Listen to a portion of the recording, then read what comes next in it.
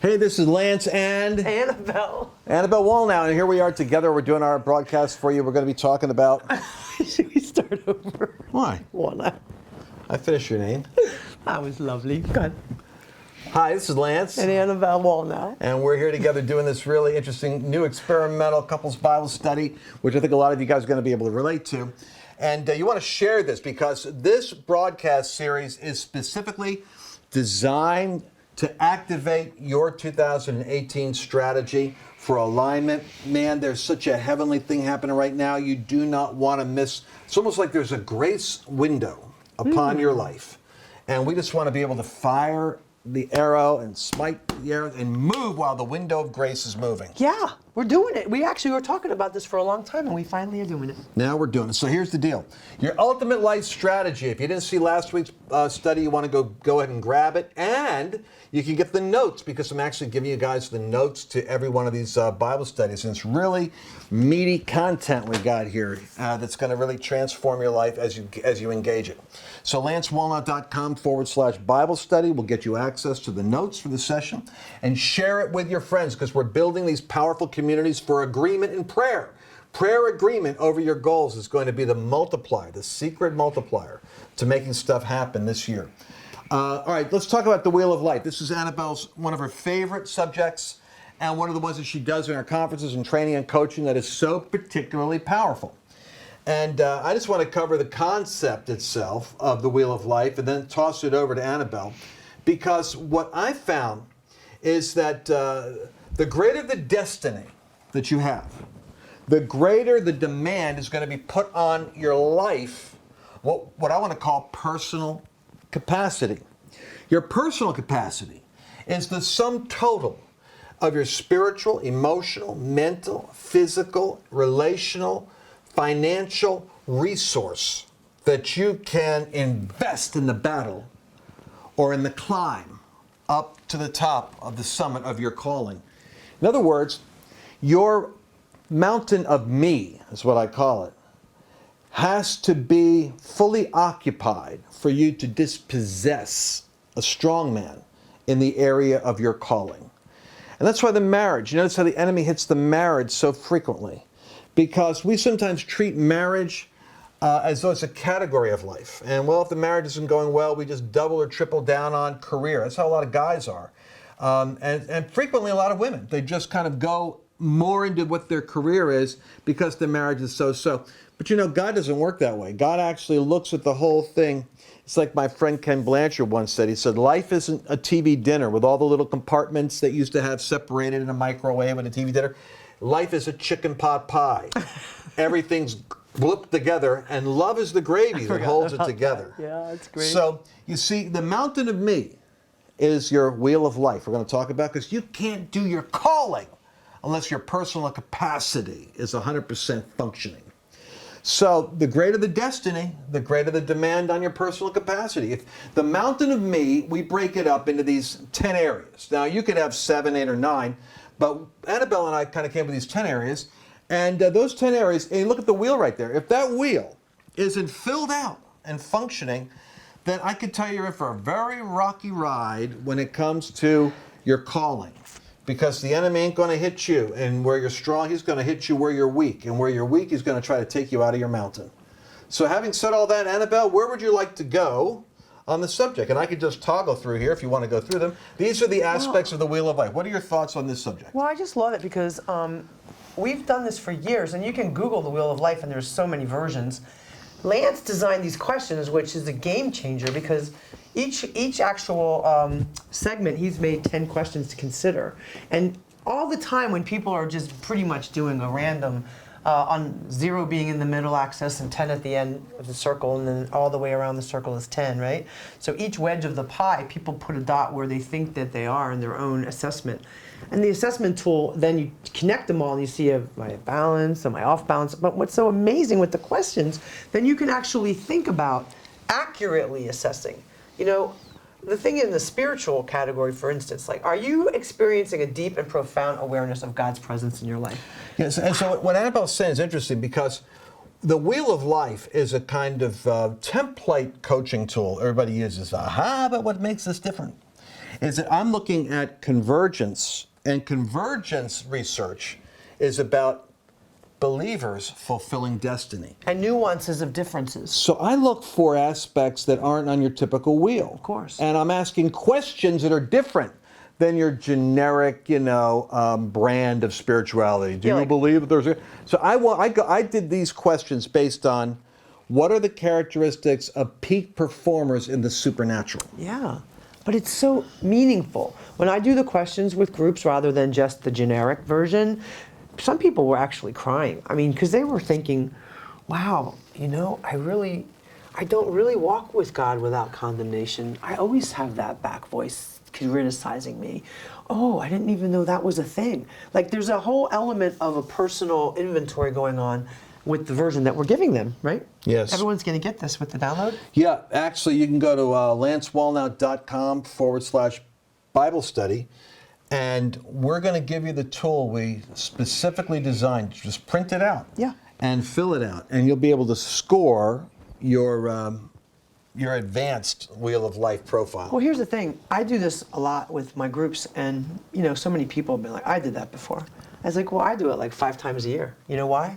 Because I get a snapshot into my own balance. And I am a person, like, we have a son named Lance Jr. who is so interested in balance. And Lance and I are not balanced at all. We just go whole hog in these directions. And our son is the one who made us start thinking about that sometimes. Well, when you do the Wheel of Life, you can realize what's actually already accomplished and what jerseys you can retire.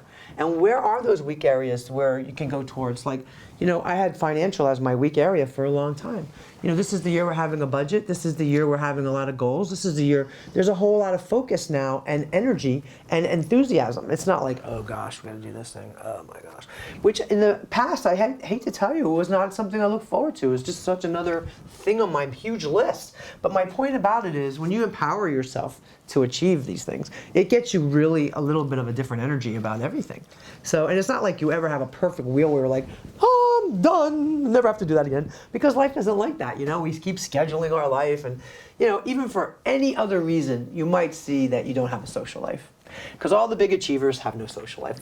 We pastored for 20 years, we had no social life. We didn't even have the way to admit it until one day I was like, you can't count that for social because that's just church. That's just doing our job. That's this, that's that. Well, all of a sudden, we agreed that we wanted to do stuff together with other couples. Like Lance isn't always that person who wants to go out with a lot of people because he's always involved with people all the time. So even having our social life together, do you know what I mean? And say, okay, well, we're not going to work. We're not going to have our phones. We're going to just have each other. Go for a walk on the beach. Go for a walk in the backyard. Like, there's a whole different energy when you walk socialize. in the backyard. A short walk. No, but I'm just saying, we ride our bikes. It's only 15 minutes, but it's still an outlet. And that's the point. It's the bites. Sometimes we set goals that are unrealistic because it's like climb Mount Everest.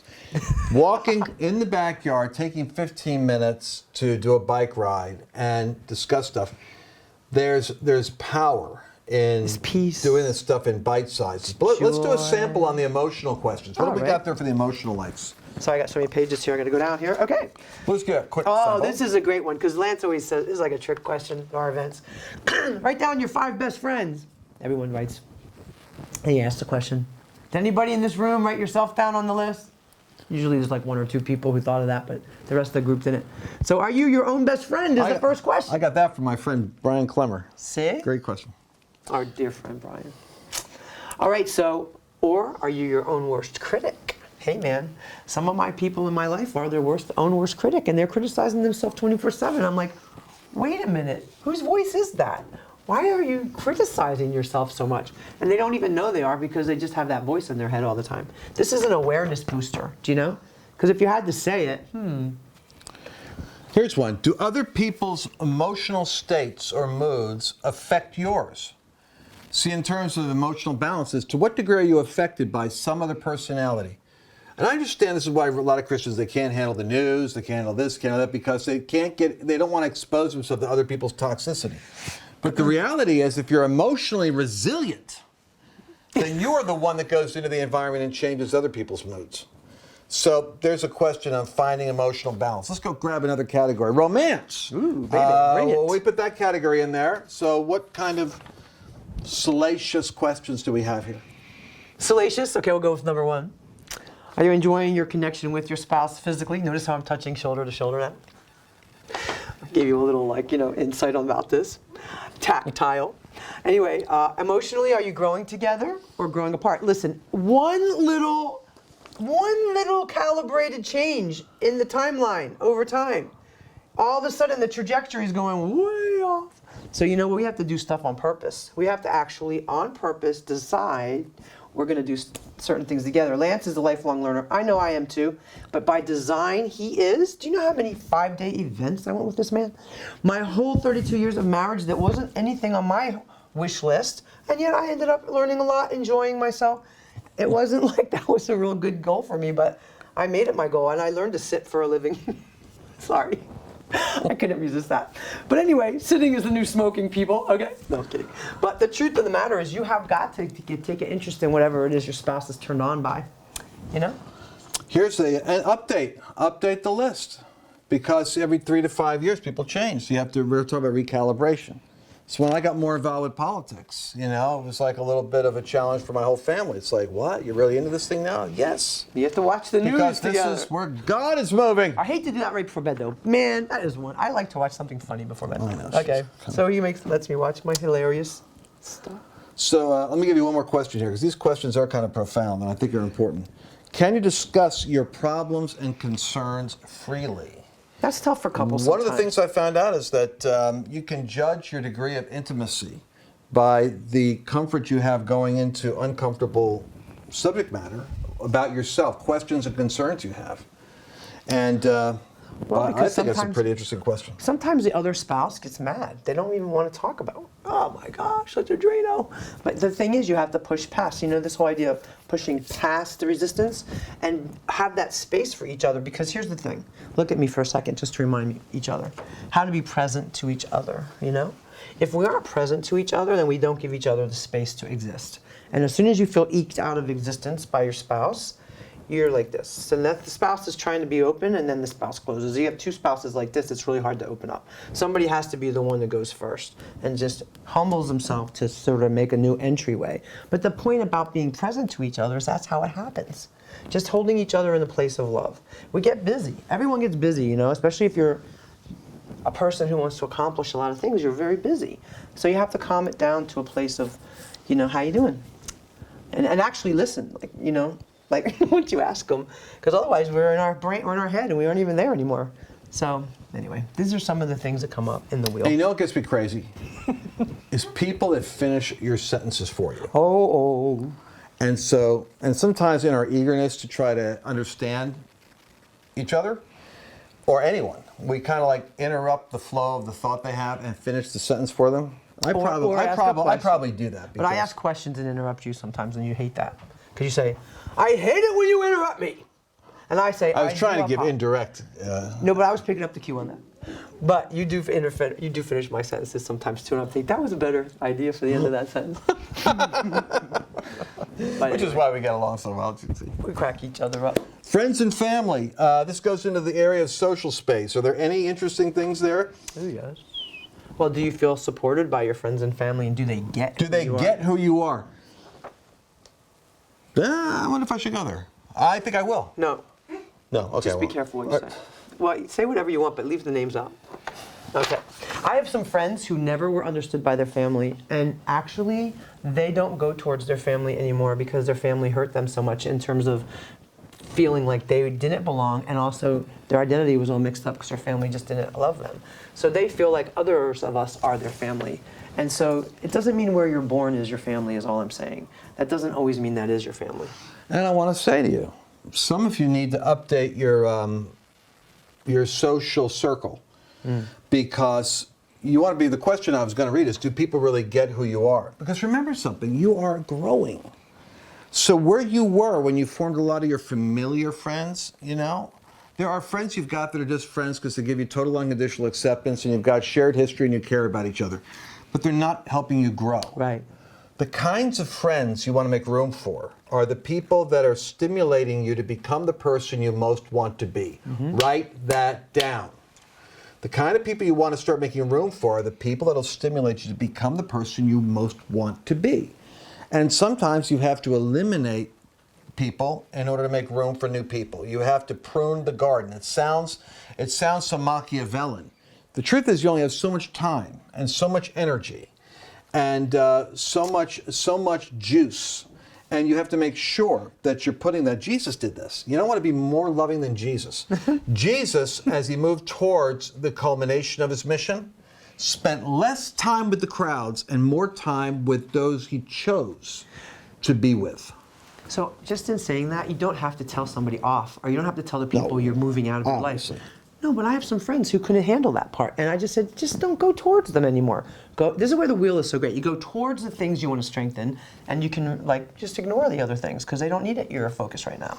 So in terms of friendships, just not be available for those times when people are inviting you. You don't need to be with those people anymore, and then make room for the things that are the new, fresh. And to be honest, I find that for many of you that are like in our underground network and that work with me in the battle with Washington and with what we talk about, sheep nations, goat nations, the 7 mountains of culture and stuff, I've actually become closer and closer in sentiment to the people that are not surprisingly, concerned about the same things I'm concerned with. Your tribe, yeah. And so I'm finding, even amongst people that are in our own network, relationships that are very rich, and some that I've only known before at one level that I'm probably going to go deeper with in the next level, because destiny is calling an entourage together. It's beautiful. And fun and recreation, on a serious subject. Do you realize that fun and recreation is indispensable to your ability to be serious and effective and powerful in what you do? You know why? Because the word that Walt Disney created was called neoteny. And it's the ability to step away from the stress of what you're doing, to refresh yourself, and to in a sense stimulate your childlike creativity that gives you the edge when you go back in. Yeah, because it says, do you experience a regular weekly balance of rest and stimulation in your life? And a lot of people are just on flow. They don't have ebb. You need ebb and flow. You know what? If we're always on, you don't have what you just said, because you're creating that tension. You're creating that. It's just a different speed, and then you get refreshed. Anyway, each of these has several questions. We're only telling you a few. And I don't want to cover all of them because they're just so interesting. You have to think about them. And just one question could be the real key. For instance, do you know how to dial down? If you had to, do you know how to hit the reset button? Do you know what's amazing? I don't know if I should go down this road here, but I took this, Annabelle sent me to this sleep testing place because my sleep patterns are not always the most useful. And this is so weird. So I go to this place where they wire you up and they hook you up to all these diodes and stuff like that. You're around people you don't even know. You're in a hotel room, you can't lock the door. And you're hooked up to all these wires like Neo in the Matrix or something. And then they're going to study your sleep pattern. Now, if you're there because you don't sleep well, how in the world are you ever going to sleep in this place? I don't know how they do it. And then they check you out all night. Then they're so mean because around 5:30 or 6 o'clock in the morning, they got their data, they wake you up and kick you out. It's like by the time you finally, they should just leave you alone till noon or something, let you sleep in, but oh no, boom, they kick you out. So I did this test, but here's the weird part. I actually slept there. I slept there at 10 o'clock or 9:30 and was asleep by 10. I have no idea what happened. I went to sleep in that weird location. Oh, you really fell asleep? Faster than I do when I'm traveling at a hotel or home. You have so much stimulus in your life. That's why. People, if you want to go to sleep, do not watch your movies and your cell phone after 10 at night or 2 in the morning or 3 in the morning. They say that light from your phone is waking you up. That's what they say. But I'll tell you what I did, Don. A real quick plug here on this thing. I take this product called Dream, which is this product which is like valerian root and passion fruit and hops and all this stuff. Uncorked. Which is from Uncorked. But I did this, and it's probably what I should be doing. I took the product at like 9 o'clock. Well, that's the answer, brother. And by 10 o'clock, I was so relaxed. He takes it at 2 a.m. usually. Well, because I'm trying to get... That's true. So that Dream product I think really we figured works. out your situation. Now that I think about it, yeah, I took it before I went. I took it because I didn't want to stay up all night at that place. All right. Anyway, Dream. Can I just say one thing that you had here? You had this. Are you experiencing regular interims of 100% neoteny? That is really a great question. Because you know you work hard, but you really know how to play hard. So how would you encourage people about that? Yeah, I mean, you have to find out what makes you laugh and find out what makes you sing, right? that's absolutely true. I take this stuff very seriously. I take monotony seriously. I actually signed up for a course on comedy. I did. I signed up for a course on comedy. I just had to finish it. The point is that whether it's your environment, this is interesting too, your environment, some people actually are affected by their physical environment. Like Yeah. if you've got clutter around you, it can affect you. I know, absolutely. It affects me. That's why my house is making me crazy. That's why we're getting a training center.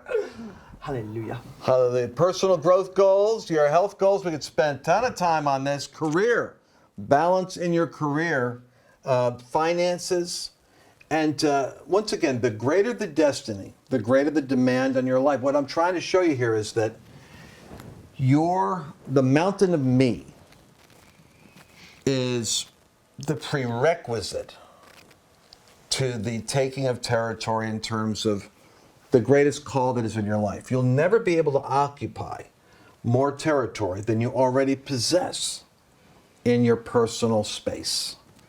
And so it's kind of tragic when people go into destiny and they go into the calling. And I've seen it happen. And of course, they go into where they ultimately wanted to be. And what happens? The enemy and life will explore. You haven't taken care of your health. You haven't taken care of your finances. You only have a certain amount of emotional bank account. And so bam, bam, bam. Next thing you know, the great career is, and you're looking at it happening all over the place in the tabloids and in the newspaper now. Because if you don't take care of all your capacity, then the part that you're neglecting is the tire that will blow out when you hit career capacity. So that's why this is all connected in one kind of cosmic way. And you want to share this with your friends. If you love people, share this with them because you can get this. Just download it. Download the material, download the questionnaire. And literally, as we're looking for the 3 to thrive, we're going to pick what's the 1 or 2 areas that you most want to focus on, where the biggest payoff can come from.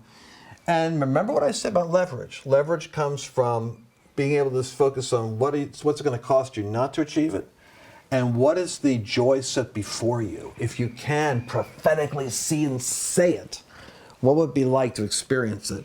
And how does that tie into what you do with your Book of Possibilities? I should have brought it, but I didn't happen to think of it. But what we do is take pictures out of magazines. Somebody's already spent tons of money to make beautiful photos in magazines. And when you're in these different areas of the wheel, you decide, well, in my groups, I have everyone think, which ones am I going to focus on now? Where am I going to really go towards? And then we go through the magazines and pull out pictures and make collages. And it's so amazing. People do declarations, decrees, and they put these images that they want to go towards. And then the very visual experience, Whereas if you just do it with the words and the choices of the answers, that's also a good thing because you're putting a thought in your head that you're also connecting with the image. But when you cut out pictures in the magazine and put them in your book, and then you have your book forever. I mean, I have my book that's already like 6 years old, 7 years old. So it's cool to go back, Wow. And now here's where I am now, what I'm focusing on. So anyway. And the point that I keep coming back to is, if this year is what I think it is, then if your spouse or your children or your coworkers can put together a Book of Possibilities reflecting the life that they believe God wants to see manifest, the clearer the picture is, the more powerful the agreement can be. Because you can then begin to visualize and see the future the other person's looking at. And then you can actually begin to agree together and help facilitate making it happen. What we haven't covered in this broadcast, which is rich territory, is how you can borrow from one area of strength in your profile in order to feed another. And that's like the Bible talks about how money answereth all things. Well, think about this. If you are suffering, if you've got the finances, you can take the time off to work on the marriage. See? So we could also talk about how these become resources within the wheel itself so that you could draw on the assets you've got to tap into the bank account of where it's strong. So if you've got that strong spirituality, maybe it's time we connected spirituality into romance, and you found out how to release the capacity you've got to attract into your life the relationships you want, or how to create the relationship you long for with the person you're already with. You have the spiritual bank account, but you haven't learned how to draw from it and invest into the romance account. So that's some of the stuff we're going to talk about also. I like that. All right, share this with your friends. Remember, your quality of your life is going to be determined by the quality of agreements that you make. The more powerful the agreements that you make regarding what you believe and what your future looks like, the more coherent the agreements are between couples and people that are called together to do the work of the kingdom, the more likely it is that what you're looking for is actually going to show up. Get the notes at lancewallnau.com/Bible study. We'll be looking forward to seeing you again in a couple of days.